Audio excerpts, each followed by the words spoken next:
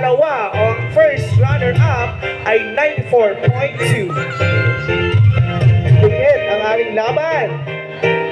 Okay, ang ating unang NYDA Jump Quiz 2024 is no other than Candidate Lumber!